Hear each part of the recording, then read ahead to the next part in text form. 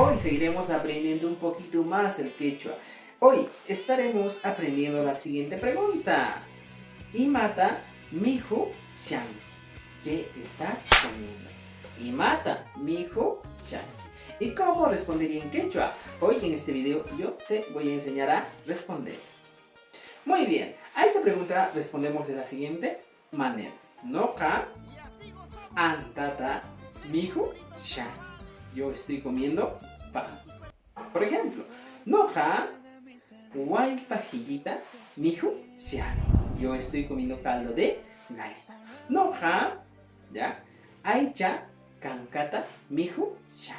Yo estoy comiendo carne frita. ¿Qué más? Noja, ¿ya? Sara lawata mijo sian. Yo estoy comiendo sopa de maíz. Si se dan cuenta, es sencillo.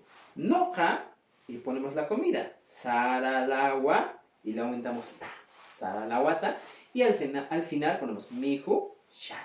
Esta sería la manera correcta de responder a estas preguntas. Ahora sí, yo te dejo la pregunta. Imata mijo sianki. Espero leer tus comentarios y saber que sí estás aprendiendo o no el quechua.